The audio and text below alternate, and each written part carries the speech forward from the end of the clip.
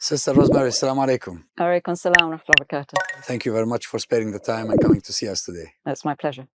Now tell me, how did your journey to Islam begin? Well, it's a long story that started Let's have it. many years ago when I decided to take a gap year between school and university. And I wanted to volunteer to do something useful with that year. And when was that, roughly? When was it? It was in 1975, 74, 75, yes. I spent a year, so that's I finished... That's when I came to do my A-levels here. That's right. Well, I just finished my A-levels. And I was supposed to go to Sussex University to study German. And I ended up teaching English at a Catholic school for Arab children in Haifa. Oh, that was a gap year? That was my gap year, yes. And I wasn't a Catholic, but the nuns were lovely. And what was your background? I mean, the family background? Protestant? Family background, yes, Protestant. But after taking being my confirmation at the age of about 12, I decided that it wasn't for me. I had drifted away from church. I found in the lessons preparing for confirmation that the minister, we were Presbyterians, he couldn't really answer my questions about the Trinity. I didn't find it convincing, didn't seem logical to me. So I drifted away and I ended up in this Catholic school with lovely nuns. I mean, they had such a great sense of humor and they were very tolerant. What were they, Palestinian? They were Palestinian, Lebanese, French, Irish. The headmistress was Irish. And I learned a bit of Arabic while I was there. Some of my students started teaching me to read and write. I was in charge of the playground at lunch break, and I had to deal with all these kids complaining to me. He hit me, he did this, he did that. But it was really an eye-opener for me. You spent 1 year? Yes. It's ironic, isn't it? I mean, you went to this Catholic school in Haifa, and then this paves the way for you into Islam. It's true. What happened was, because some of my students started teaching me Arabic, I think it was my mother who even suggested, she probably regretted it for the rest of her life, would you prefer to study Arabic than German? And I said, yes. So when I came back, I was desperately looking for a university that would, because Sussex don't teach Arabic. And I ended up at the University of Manchester, where I studied for 4 years. And during that time, I spent 1 semester at Kuwait University. And that's where I met my husband, Abdurrahim, because he was in a group of friends, and the girls I was sharing a dormitory with, they were also part of that group. So it was, I feel like it was written by Allah that we should meet each other. And by that time, I found that I was much more comfortable in the company of Muslims, and most of my friends in Manchester were Muslims, either Turkish, Arab, or Malaysian. So from the school in Haifa, the early exposure to an Arab culture, then to the study of Arabic in Manchester, then to meeting your future husband, an Arab, a Palestinian. Yes, indeed. It sounds as if this was pre-planned. Definitely, yes. I had actually been looking for a Muslim husband. I was keen that I wanted to have a Muslim family. So your interest in Islam precedes your marriage? Yes. And I was studying Islamic history also at the University of Manchester under a well-known Orientalist, Professor Bosworth and Dr. Latham. So we met, and it was love at first sight. And he never asked me to become a Muslim. He never asked me to wear hijab. So when you were married, you were not yet a Muslim? No, we didn't marry then because I still had a year and a half to finish in Manchester. Very reluctantly went back there, and my professor at Kuwait University, teaching me Arabic, advised me that when you go back to London, contact the Central Mosque, because I see that you are very interested in Islam, and they'll be able to help you. So I saw Sheikh Darsh in Central Mosque in Amin. And he put me in contact with a Muslim family, Egyptian Muslim family in Manchester. And they were really very kind and helpful. And they asked me, do you believe in Allah and the Messenger? So I said, yes, I believe, but I have some questions. They said, okay, leave the questions for now. We have to go to the mosque, to Didsbury Mosque in Manchester. It used to be a church before that. It was converted. And those, I think, were the early years of the mosque. It had just been converted into a mosque. Yeah. So there was a Syrian imam there. I took my shahada. I learnt to pray. I didn't wear hijab to begin with because they advised me that the Orientalist lecturers I had, they might take a negative attitude towards me if they knew that I'm a Muslim. So I dressed modestly, but I didn't cover my hair. And then as soon as I graduated in 79, I joined my husband and started wearing hijab. He waited for you? Yeah.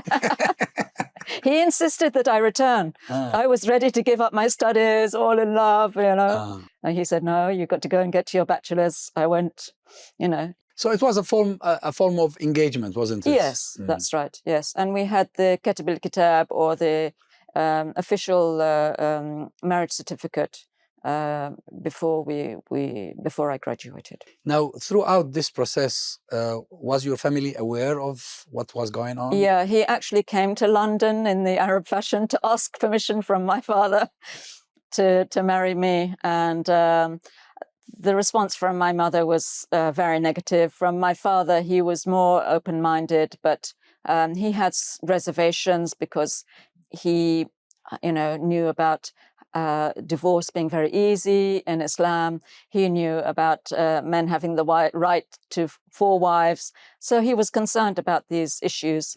He was worried that my husband might have, previous wives and children in the cupboard that I didn't know about. But we tried to allay his fears.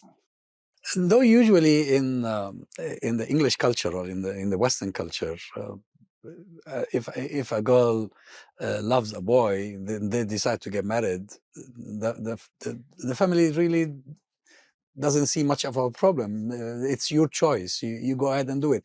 But in this case, because he is from a different culture, they were a bit wary, weren't they? Definitely. And in those days, there was also, the PLO were very active. So he had several factors against him. He was Palestinian, he was Muslim, he was a bit older than me. So these were their concerns. But actually, when they got to know him, they were very happy, and they saw that we were happy. So that's the most important thing, I think, for all parents. They want their children to be happy. So I get it that your relationship with your family afterwards was normal and smooth. It was much better, yes. And my parents came to visit us. We lived in Kuwait. They came to visit us twice. My sisters came. It was fine. And we never planned that we would move back to the UK. But in 1990, when the Iraqi invasion of Kuwait that's when you left. Yes, we were evacuated. We were due to go on holiday on the 4th of August, and on the 2nd of August, the Iraqi invasion took place. So there was no way we could travel to meet my family in France, as was planned. So we couldn't contact them at all. All communication was cut. They didn't know if we were alive or dead. It was a very anxious time for them. But then the British Embassy said there are some convoys of buses leaving from Kuwait for foreign women and children. Into Jordan. You can join them to Baghdad, and then to go straight from there to London. You can join them if you want. I said, I'm not going to leave my husband. So then a week or so later, they called and said, okay, there's the first plane out of Kuwait, has been chartered by the American and Canadian embassies, and you can join. I said, but can my husband go? They said, if he's not Iraqi, not Kuwaiti, and not a foreigner, I mean a non-Arab, he can go. Well, he was a Jordanian passport, so he had no problem. He was the only man on the plane. They were all women and children. There was no baggage handlers. Everything was very basic. We had to wait on the tarmac for 4 hours while a British embassy official from Baghdad went to collect a Polaroid camera from the American embassy in Kuwait, because there were a lot of Kuwaiti children who had no foreign passports. Their parents, their mothers were foreigners, were British, but the dads were Kuwaiti. They didn't allow dual nationality at that time. So on the trip we had to stop in Baghdad in order to get the exit visa. So during that time, about an hour's flight, they issued temporary passports for all these children who only had Kuwaiti passports. And when we arrived in Baghdad, they were able to continue. And we found my parents waiting when we got to Gatwick Airport. Was there a big contrast between living in an Arab country like Kuwait and then moving to the UK, where you became permanently settled here? It was a big change for us.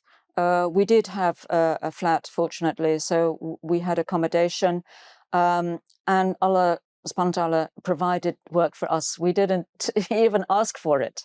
The work came to us, subhanAllah. So, and my parents lived very nearby, so that was a great help as well. I didn't have any friends here. I only knew my parents because I'd been 11 years in Kuwait. But I met a sister in Sainsbury's. I saw her wearing a hijab and salam alaikum. I was so delighted. There weren't many. There were very few of them. Very few Muslims in our area at that time. And she suggested that I start teaching at Wimbledon Mosque, which I did in 1991. And until now, I'm still teaching once a week in Wimbledon Mosque. So that's over 30 years. I teach tafsir. I'm not an alima, I'm not a scholar, but I can read the book in advance, and then I summarize it for the sisters. And we have some of the same sisters who've been with us for over 30 years. So we're like family. So that was a great opening for me to the Muslim community in London. You teach them from which book? Is it Ibn Kathir? Ibn Kathir. Ibn Kathir, yes. A brilliant book of tafsir. The one I grew up with. Now, how about the being part of the community here? I mean, you're married to a Palestinian, to an Arab, but you're English originally.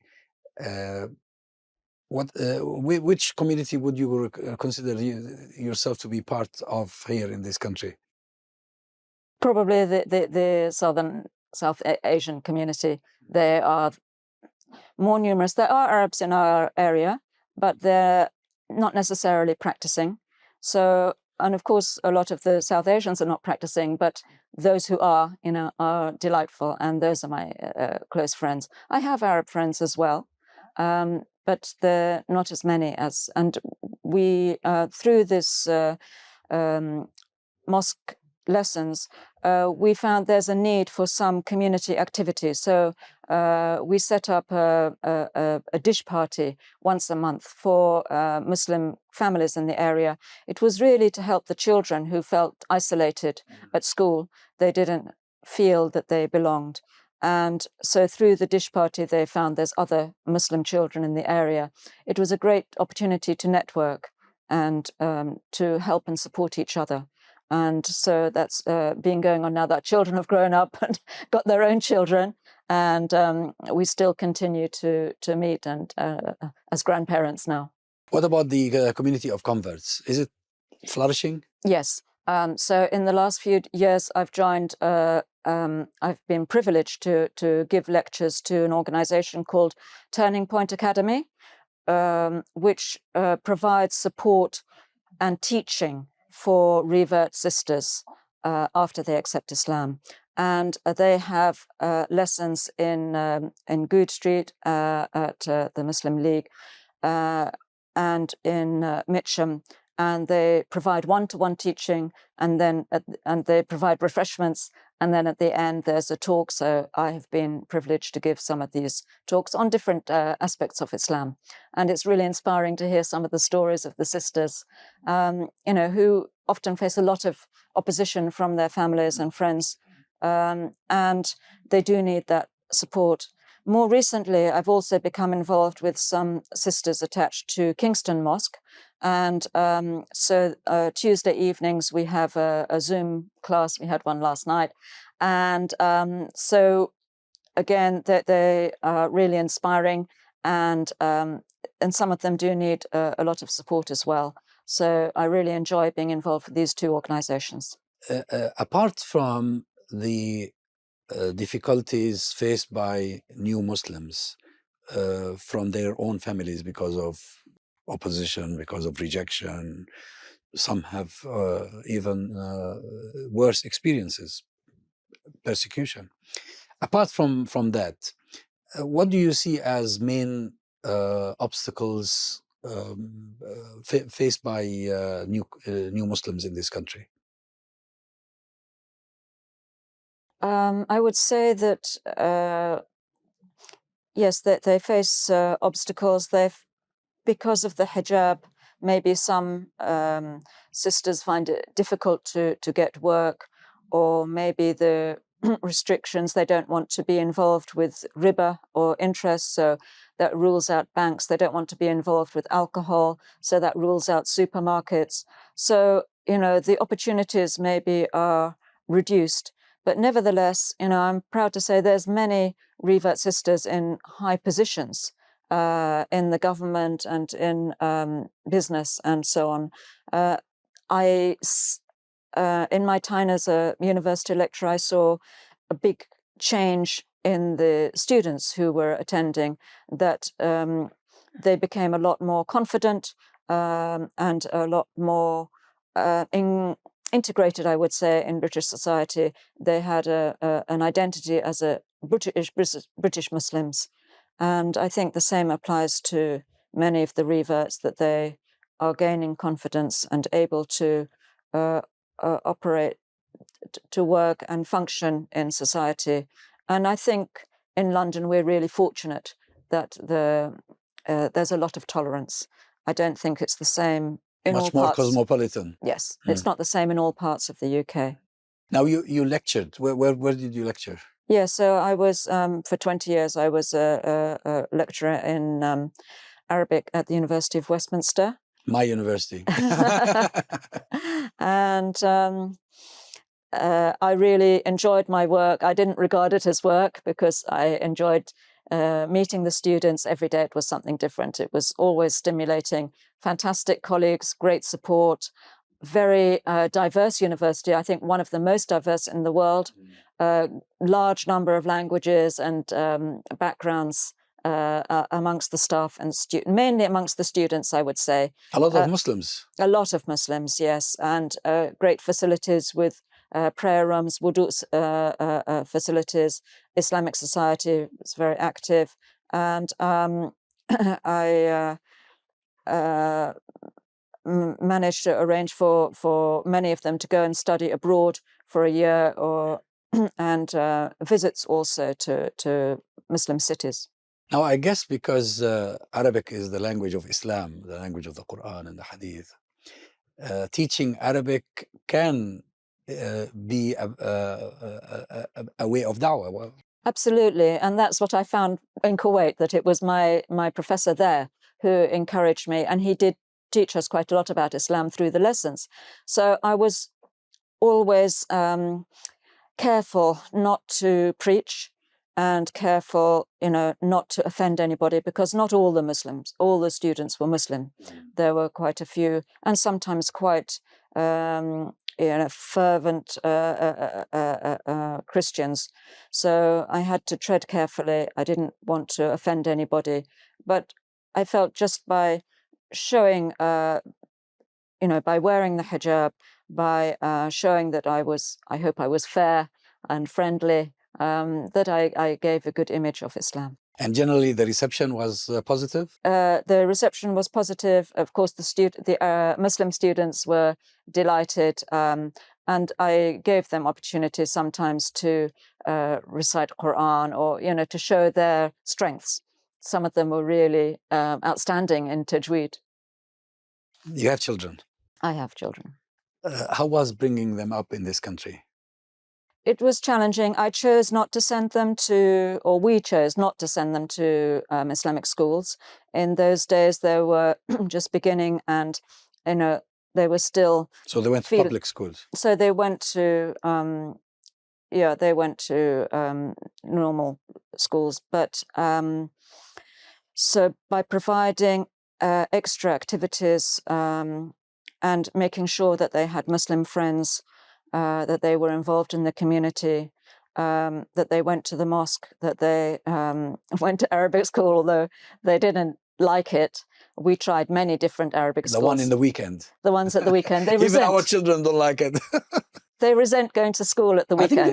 I think there is something structurally wrong with these schools. Well, they're definitely much better now. So in those days, it was difficult to find teachers. So often it was a mum who happened to be an Arab, who had no teacher training, and the way that she'd been taught in an Arab country was the way that she taught here. So it was, keep quiet, don't talk. This is not the way that our children were used to at the normal schools. True. So they could see the contradiction. Yes, yeah. So they resented, but alhamdulillah, they did benefit a lot. And what helped their Arabic really was going to Jordan every year for several weeks in the summer. And we enrolled them in summer clubs. So the bus would come at 7 in the morning, bring them back at 2 in the afternoon, and they had to speak Arabic the whole time. And they really enjoyed, and they also, identified with those other kids. So that was important, I think, for their identity as Arabs. Well, Sister Rosemary, it's been a pleasure talking to you. Thank you very much. Okay, thank you very much. Thank you.